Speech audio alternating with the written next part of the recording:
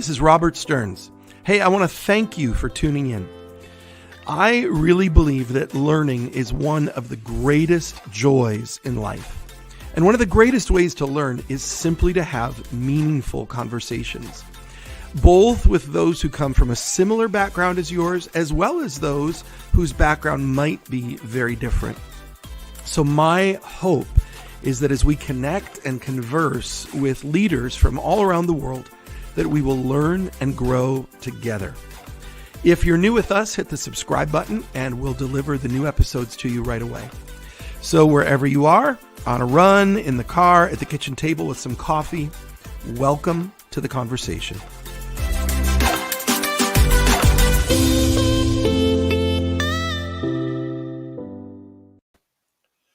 And we are live, ladies and gentlemen. Welcome. It is Thursday night. It is that time of the week.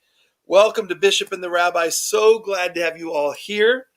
And we look forward to this all week long. And we are coming to you here from our studios. And let's see who is here tonight. Terry D. Natal, you get the prize for the first person in the room. Terry, you showed up early. Terry's here. We have Katy, Texas in the room. Midland, Pennsylvania, Boyertown, Pennsylvania, Brooklyn, New York is in the room, Bolingbrook, Illinois, Tennessee, Newark, New Jersey, Staten Island, New York. Paula Jean, where are you from? Orchard Park, New York is here. Washington State, Columbus, Indiana, Rochester, New York, Baltimore, Maryland. Folks tuning in from all over the country. Israel is in the house. Dubi Sabo is with us from Israel. God bless you, Dubi. Everybody, Dubi is going to be one of our guest speakers at the upcoming East Coast Conference. It is just a few weeks away. We want to invite you to join us in Buffalo, New York, July 8th through 11. For this year's East Coast Conference. We've got phenomenal speakers and musicians coming. Jose Diaz will be with us. My dear brother, Pastor Craig Pridgeon. I just looked down and saw Kay Harris signed in from Washington. But Brother Craig Pridgeon will be with us.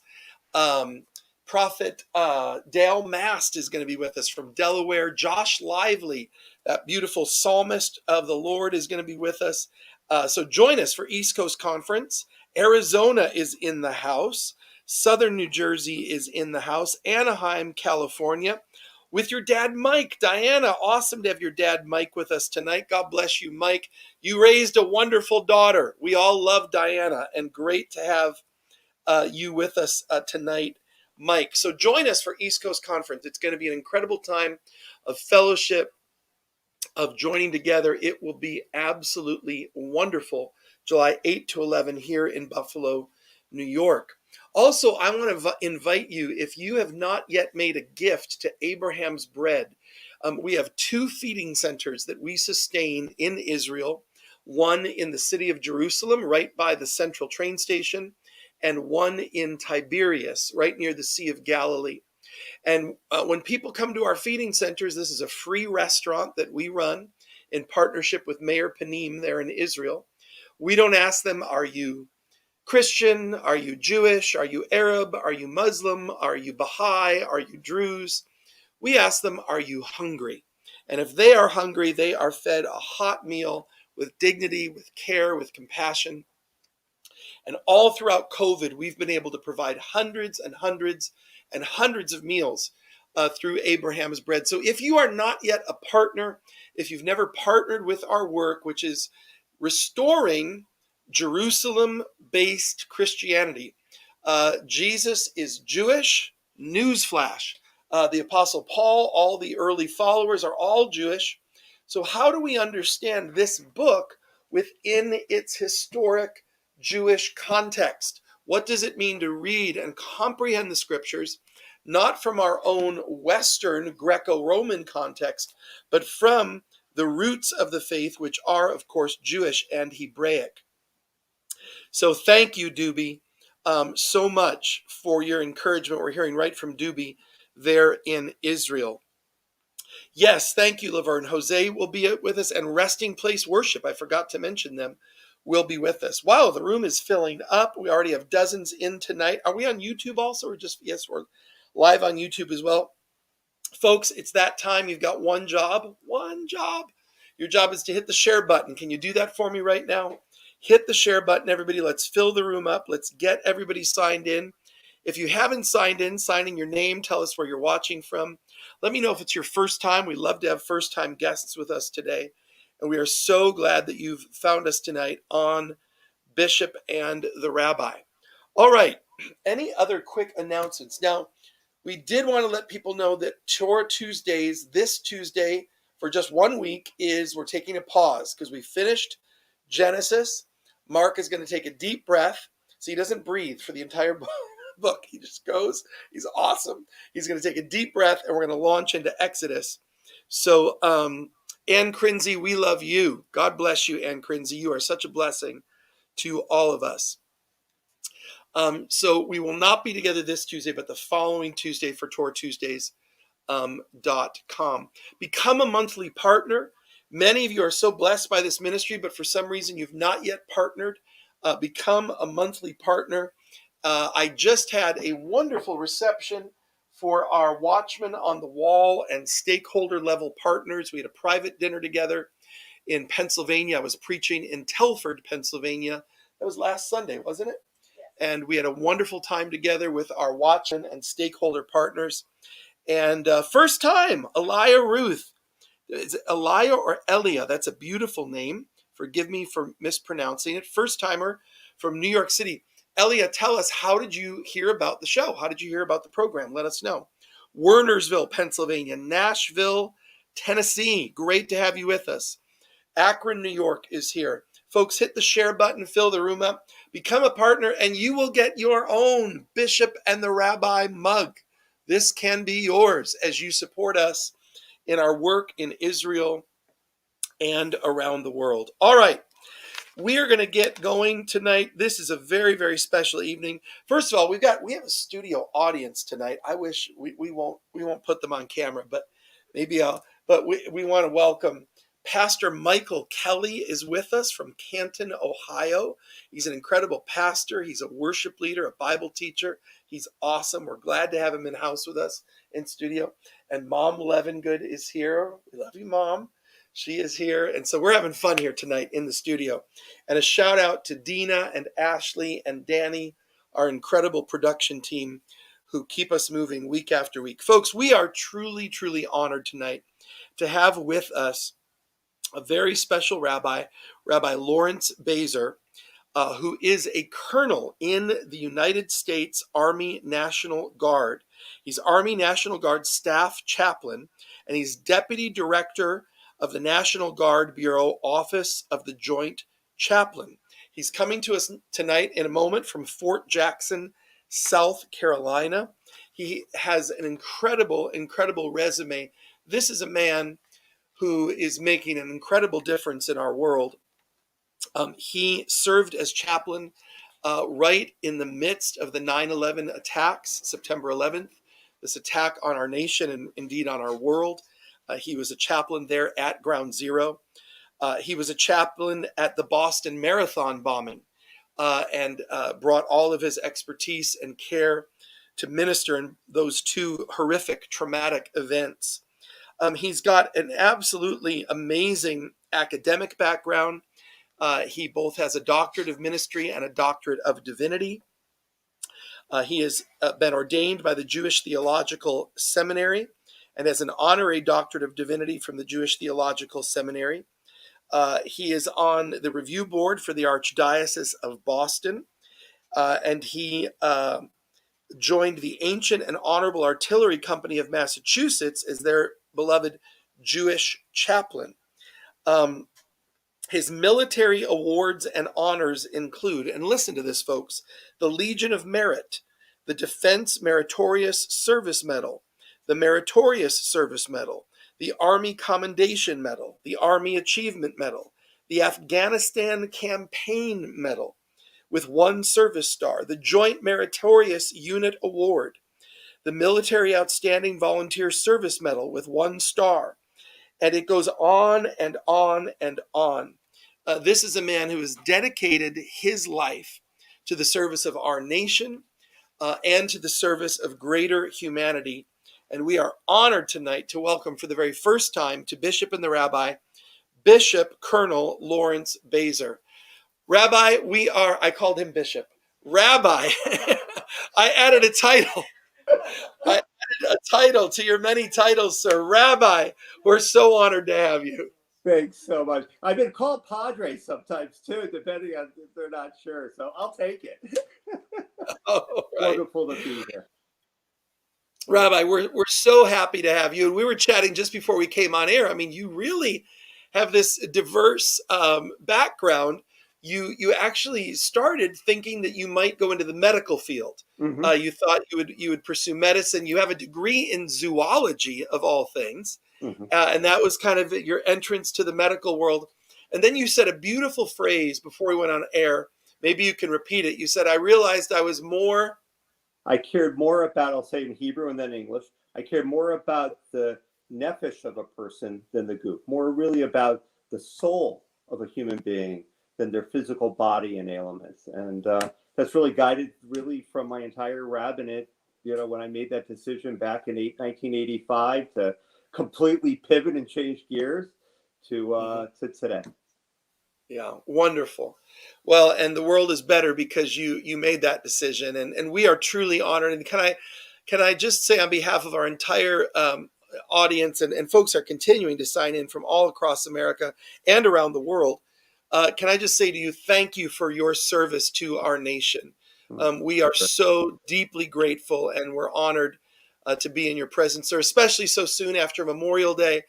Thank you for your service to our country. Well, thank you. And we say, really, from the Chaplain Corps, we're the ones we serve those who really serve, and it's not just sort of from my Jewish chaplaincy perspective, but I think as a chaplain in the United States Army Chaplain Corps and across all the services, we feel our honor of how we care for our service members and their family and loved ones. So, thank you. I really appreciate it. Wonderful. And of course, you're originally from New England, and New England is still home base. You travel a lot in your work. We're excited. We're coming up to Boston for Boston Celebrates Israel. October 24th, we will be there. So we hope to see you there. And folks, you can spread the word. Boston Celebrates Israel. We're going up there in October, and that'll be very, very exciting. But Rabbi, we're thrilled to have you tonight as we look into our continuing study in the Word of God. And tonight, folks, we are in Numbers chapter 16 through chapter 18, verse 32. And the title of this parsha, this portion of the week, is Korach. And of course, this speaks of this, incredible, dramatic, epic moment of Korah's rebellion. I think, didn't Cecil B. DeMille capture that in the movie? I think back in the... Right? Did he? The challenge is, and I'll make mention to this, I think the Torah was based on the movie in the sense, because that's how it actually happened, right? Right. There you go. But there's actually an issue with that, because who was the villain of the Jewish, the villain that sort of, taunted Moses throughout? It was not Korah, it was Dathan. Who was in this parsha. So it's I don't know who was right or who was wrong, but it worked. Well, there's a lot to dive into tonight. So folks, turn in your Bibles to Numbers chapter 16. So let's remember what we're coming out of. The people of God, have come out of Egypt. They've had the moment at Sinai. They're becoming the people of God. They've received the Torah. They're called to be the Or HaGoyim, the light to the Gentiles. Moses is releasing the law to the people. We had that really interesting teaching last week dealing with the spies, if you remember. The spies are sent out. 10 of them come back bearing a negative report, but Caleb and Joshua, who are of a different spirit, they come back saying, we can go, we can take up the land. And we found it so interesting that there is some evidence that Caleb was not Jewish. There's some evidence that Caleb was part of the mixed multitude that came out. You get indications of that from his father's name. So you even have there a Jewish Gentile possible connection early on there. And we all said we want to be part of the two spies club. Whenever you look at situations, you can always look at the negative, or you can look through eyes of faith, through eyes of belief, through eyes of optimism, and believe what can be. And that's what Joshua and Caleb did. And so now, Rabbi, we come to this moment, chapter 16, and what we find is that there are these followers, Korah and Dathan and Abiram, and it lists their various relatives' names, and it says they became insolent, they became rebellious, and rose up against Moses. So we've got this rebellion, happening within the ranks. And any of us who've ever been involved in leadership, invariably, this is the test of leadership. This is the test of followers. Tough times come, and there's always an opportunity for grumbling, for complaining, for discontent, for division. And that tests the followers, that tests the leaders.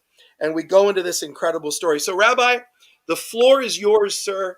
And teach us out of this ancient story, this ancient text, what does this say to us here today in 2021 in our culture and in our world?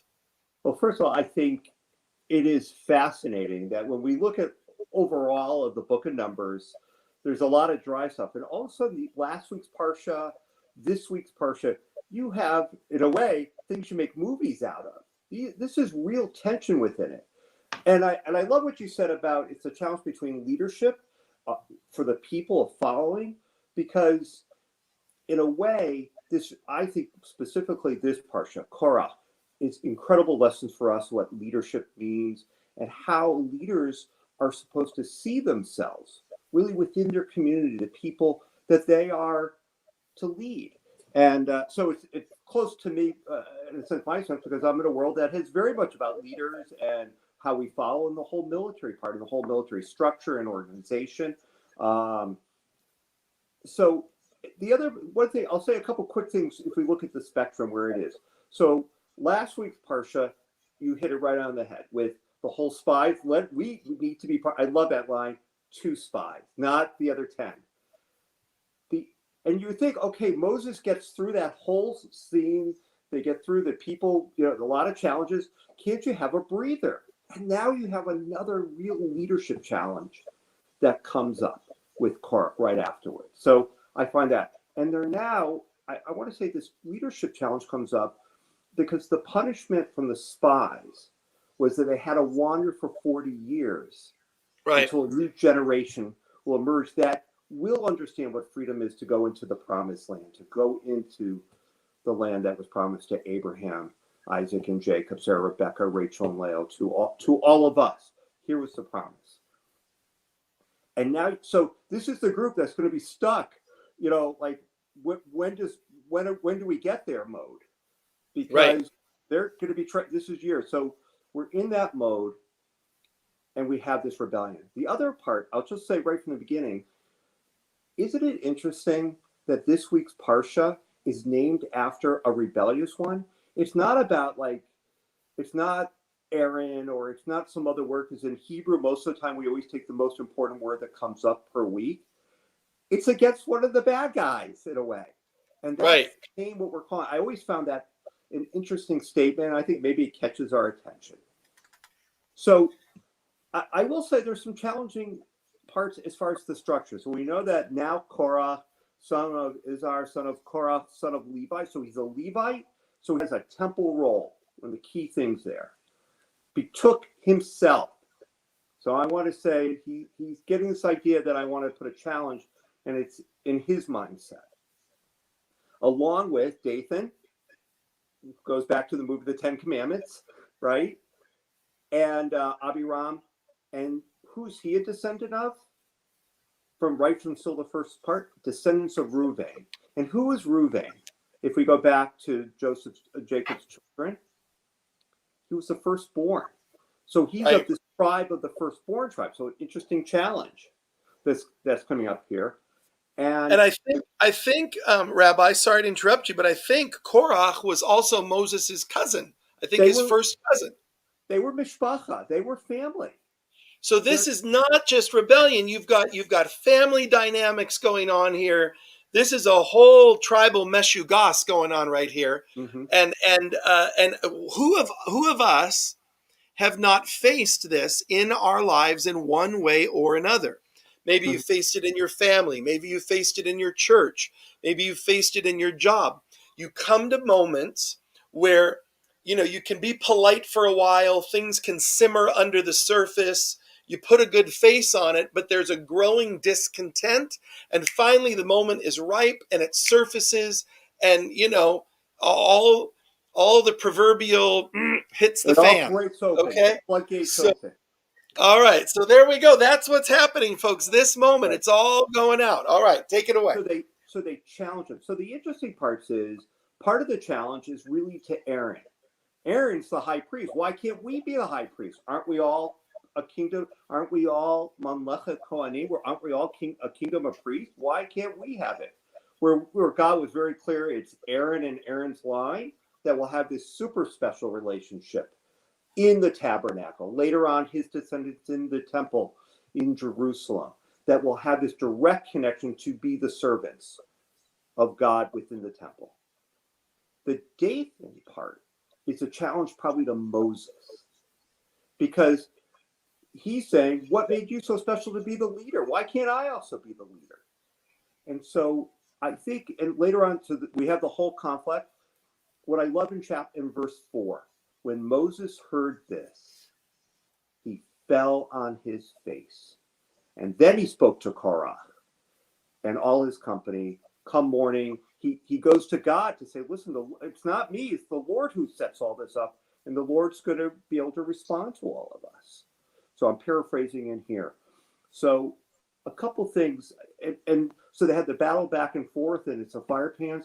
Ultimately, I'm going to jump ahead because I think the thing to really talk about that you and I were talking earlier, just what it means to be a leader and what we can learn for today, is that they battle back and forth, and ultimately, God sides with Moses and Aaron.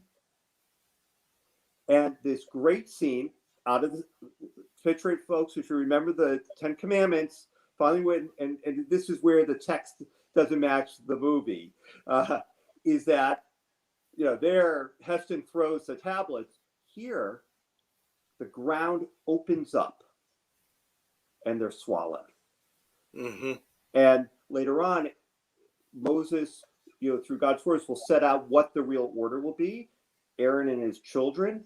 But Levites will have a special place, and they're going to start to get, later on when they enter into the promised land, what they're really entitled to.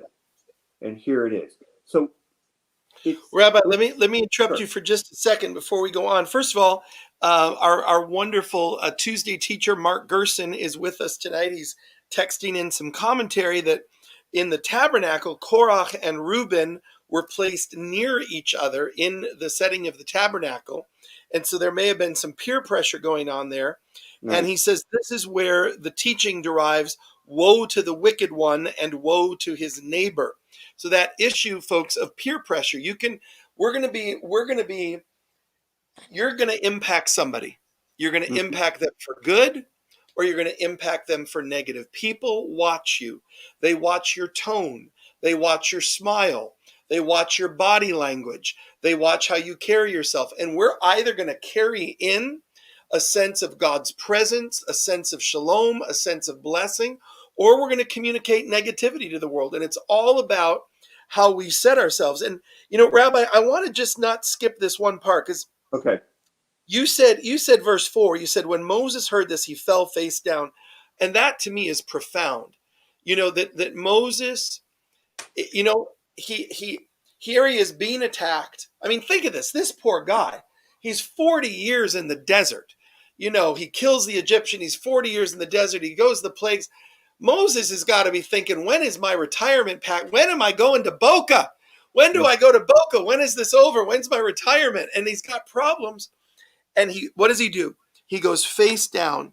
He doesn't rise up against those who are attacking him. He says, God, this is your problem. But Rabbi, this is what I'm noticing. The verse before that, it says, they came as a group to oppose Moses and Aaron and said to them, you have gone too far. Listen to this. The whole community is holy, every one of them, and the Lord is with them. So why do you set yourselves above the Lord's assembly?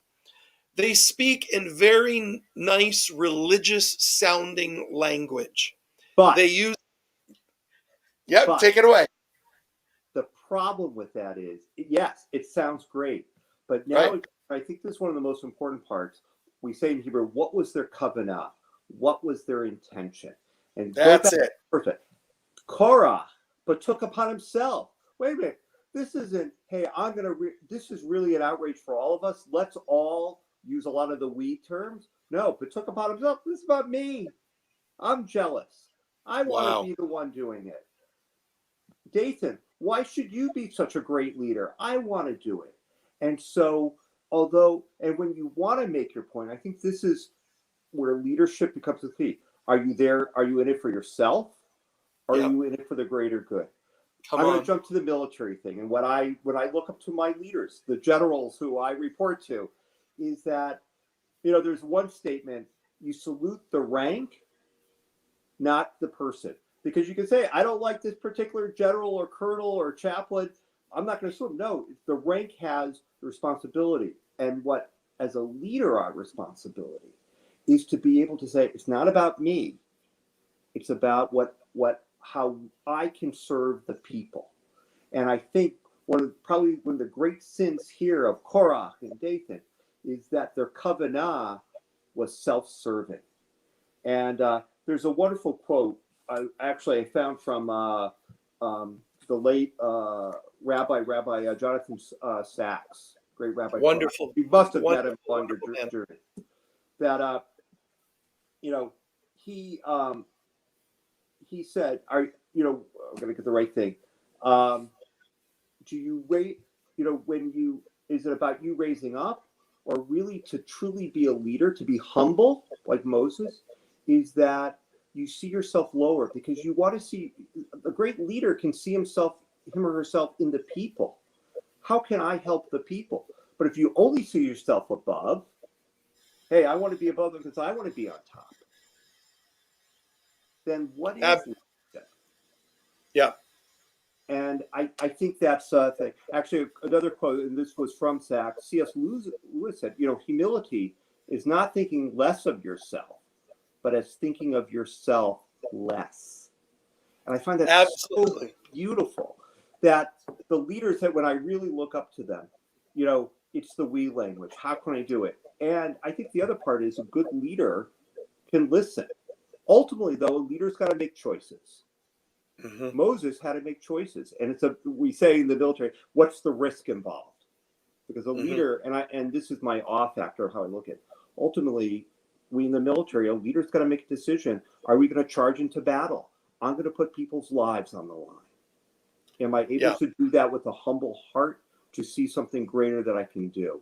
And I think that's, it's a lesson for all of us to be able to see. So for me, and I love, Rabbi, what you said. You honor the rank, you honor the office. And what a message for us right now, where there is sadly and tragically such toxicity within America right now, as there's this polarization happening, and we want to demonize the other. Mm-hmm. And it is so incumbent upon all of us to respect the offices, to give honor and respect to the offices that are held in our land, and to trust God with those outcomes. God is sovereign, and your political party goes this way, your political party goes that way. God is not shaken by that. God's way is still moving forward, and so it's upon all of us to live lives of respect. and to always treat others with that dignity and respect. Rabbi, Absolutely. we're getting a few comments Please. that if you could lean in toward your microphone a tiny bit. Some folks are having a little trouble hearing you. Just lean in a tiny bit and continue on, sir. Take us. What happens next? So they sort of have, so we have this duel, I'm going to say, with fire pans. That's the priest part. Korach and company loses. Dathan and his challenge is very interesting. He comes out his family, but he won't really engage. He'll just stand in front of his family. They get swallowed up. And it's interesting. They wanted to raise themselves higher, right? They wanted to see themselves at the top level. But what was the punishment? They go down. They're sent Wow, down into the pit, that's good. into Sheol, this where's the absence of God. They wanted to be close to God, but no, they're sent where Sheol, and I think the proper translation here is a darkness, the pit, or the absence of God. So what they thought they were doing for themselves ends up being the contrary. A couple things come out of it. So I have to say that that's it. There's a lot of tension, like what exactly is happening to, but it's really about how do we, well, after this whole uprising, some of the people that were for them get hit with a plague. There's also something interesting, and we tend to lose it. It is over in chapter 17, really around verse 16, there's a whole thing about the staff. I don't know if you remember this scene, that Moses, one of the commandments is, hey, every tribal leader, you're going to take a staff and you're going to put it together, and it'll go into the tent of meeting and the pact, and whichever one sprouts, that's who's going to be the leader for the temple. And you can say it was rigged. No, it's really interesting here. So they put up their staffs. The staff is staff of wood, and this is, a lot of times it was a symbol of leadership. And so they put it in, and when the next day what comes out, one of them sprouts. The sprout of Levi, it was Aaron's staff. And it sprouts with flowers. So there's a couple, I think, interesting things. It's flowers, which is living. The staffs are not living, they're dead. So it's a dead piece of wood. But out of that becomes God's grace, God's miracle, that after all this rebellion, after all this strife yet again, and where you could think, okay, is the community dead? Where's leadership? But no, leadership always is renewed. And we see it within the staff of leadership because it blossoms flowers. I find that a magnificent image. That, because it could have been a lot of other stuff. It could have been glowing light. It could have been like Gandalf's staff glowing at the top or whatever. No, it's a symbol of life. A leader has to always inspire his or her followers for life. For how do we seek peace? How do we seek how to come together? How to listen? And I think, one other image, we usually say, in your life when things are so crazy, what are you supposed to do? Stop and either smell the coffee, but really smell the flowers. Right. Smell the flowers of what really is important. Right. What leadership, what our leaders hope to give us, what's important, and how to set our lives. And Rabbi, am I correct that this was then placed ultimately into the Ark of the Covenant? Is that right? Yeah. That Aaron's staff was one of the items. Think of the holiness of the Ark of the Covenant. You have the 10 Commandments. By the way, both sets, the set that was intact and also the broken set, are all placed in the Ark. But also, am I correct, Rabbi, that Aaron's rod was placed in the Ark also? I believe it's one of the midrash, yes. Which is also an interesting thing. Here it is, the law and the broken laws. Why you probably talked about this in another problem. We should just get rid of them. Why do we need the broken pieces? To remind us that even wherever our lives are, and there could be brokenness in our lives, that we're still holy and have to be seen. And one of the jobs of a chaplain is my job is to care for my service members and their families about finding meaning within their lives, seeing something greater. And it is the supportive people that we know what we can do. So I'll make a pitch for chaplains who serve of all different faiths and working together. I want to come back to one thing that I also think is important that Moses does in the lesson about humility and listening. It's actually something that I do when I work with my fellow chaplains of other faith groups, is that I do a lot of teaching. It's called How to Minister to Others, Not of Your Own Faith Group. Because I do it all the time, because most of my people are not of the Jewish faith. They're Christians and they're Muslims and Zoroastrian sometimes and Buddhist and those of not of faith. And so one of the things I teach about is tolerance versus respect. And tolerance is easy, because tolerance really means you don't see your person, you dislike the other person. You know, Dathan disliked Moses because what he had. Probably never really asked Moses, what is it like to be leadership? How can we share? Where respect means I'm going to listen to you because you're different, and we see the commonality. And I'll be honest, a bishop and a rabbi getting together is we see our divine differently, but we're seeing the divine, and how can, with the great respect and love and what you preach, what I've had a chance to say, how do we see that brings how to be able to follow, how to lead, how to serve. And ultimately, I think what leadership is being the selfless servant, which is really what holiness is. It's walking on holy ground and respecting it. Beautiful. So for me, and Scripture says to us of Moses, you know, he was the most humble man that ever lived. I mean, this was the core value of Moses, was his humility. Right. And how incredible that even when rebellion is coming against him, he stays in that place of humility. He stays low before God. He bows down, and he allows God to handle the situation. Right. You know, I think that an insecure leader is one who instantly has to defend themselves in every situation. Absolutely. Sometimes you just watch it play out, and you see, you know the old saying, you give someone enough rope and they hang themselves. You know, a horrible saying, but you know the point. Yeah. And I'm just remembering. I mean, we came together. I'm just sitting here remembering now. We came through our mutual friend, Rabbi Potasnik, right? Is that how we got connected? Rabbi Joe Potasnik. I have to tell you, anybody who Joe Potasnik introduces me to, I'm immediately suspicious of. You know,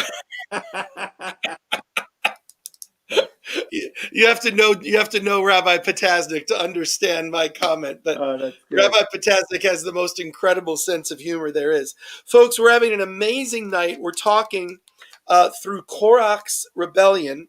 The name of the parsha is Korach, and we're talking with Rabbi Colonel Laurence Bazer, D-Min and DD, and the incredible insight that he brings as a chaplain from within the United States military, these principles of leadership that we can learn in all of these different places.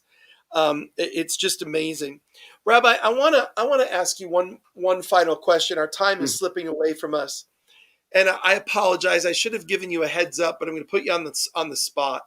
And this is a tough question, but you were present at 9/11. You were present at the Boston bombing. Two events that left a permanent, indelible scar on the American psyche. How do you find God there? How do you find hope there? How do you find strength to minister in the midst of things that seem so senseless? Because you don't give up the hope, and it's other people. So the only way I can answer that is it's actually exactly to bring you back to the Saturday night after 9/11. I did a lot of the midnight, I would say the midnight shift. So I would come in at 10 o'clock at night and I would leave at 7 in the morning and then rush back to my synagogue to do some stuff. But it was Saturday night, Motzei Shabbat, and I happened to be at Ground Zero, and I was on the right at the curve that was to the South Tower. And as you know, as you're sitting on the curve, there's the concrete, and then there's the street, and then the street sort of went to where the South Tower was. Except, Bishop Robert, there was the curb and about a foot of the street, and then it just dropped into the pit. And as I looked out, there was like these orange X's. And I was in uniform, and I had in the back of my combat helmet, it said chaplain. And all of a sudden, it was actually a firefighter who I heard, "Hey, chaplain, you got a moment?" And I turn around, and it was one of the fire chiefs. And he said, "Hey, would you say a prayer?" And I said, beforehand, I said, "By the way, I'm a Jewish chaplain." He said, "I don't care." He said, "You're a chaplain." So it's a humble statement for me. Chaplain is a chaplain for all. And I asked him, I said, "Did you lose anyone in there?" And he goes, "No." But then he said, "I know about 10 of my friends who are in there, who are underneath." And we talked a little bit, and I started my prayer. I can't remember the exact words, and I can tell you this: I had tears coming down from my eyes. But at that moment of two human beings coming together to say this moment, in like looking into hell, God was present. God was there, and that was hope. And I would say it was one of the defining moments of who I am as a person and as a rabbi and as a chaplain. And it's what God's presence means to be right there. It's human beings of not being alone. So I guess my response to you is, if you give up alone, if you're only the leader who sees yourself, I'll bring it back to Korah, then you're going to be alone in your leadership.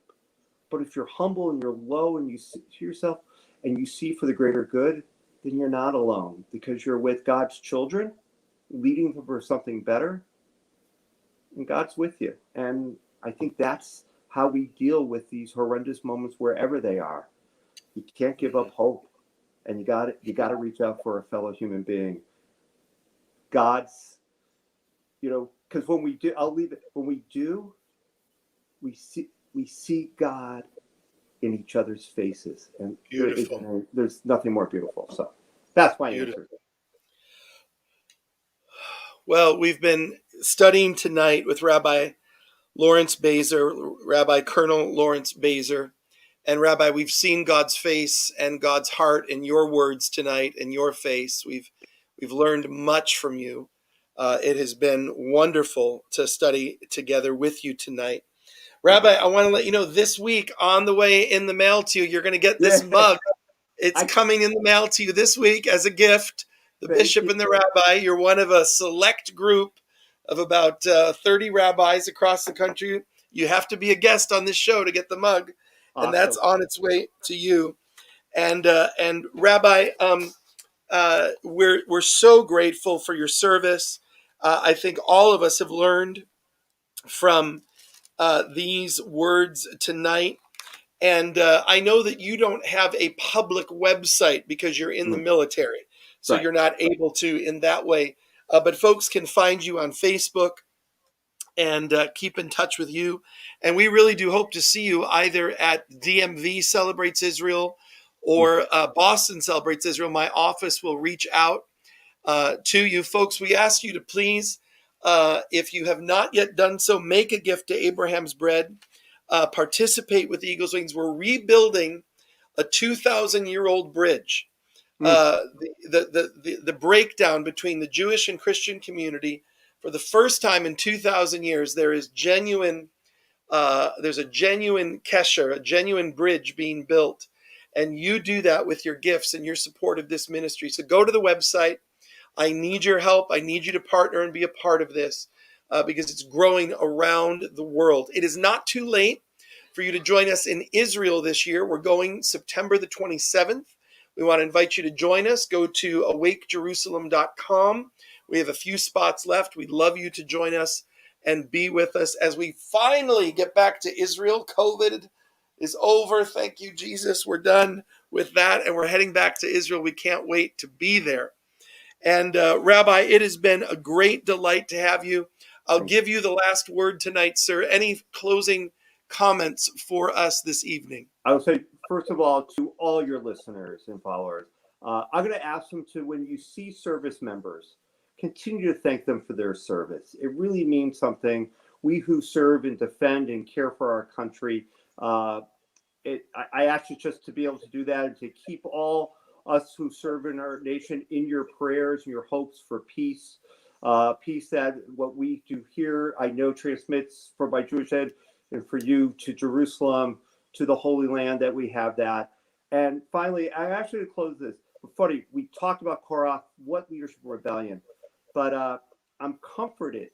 The hope that comes out of this is on Mondays, the psalm for the day begins. A psalm of the sons of Korah. Great is the eternal, and much acclaimed in the city of our God, on God's holy mountain. Bishop, there is hope, and we all are able to bring it into it. So it's been an honor. Beautiful, beautiful. Hatikva, hope. We must always have Hatikva. Rabbi, so honored to meet you, my new friend, and I hope to see you again soon. And everybody, thank you for tuning in. And remember, keep praying for the peace of Jerusalem. God bless you, everybody. Good night. Bye-bye.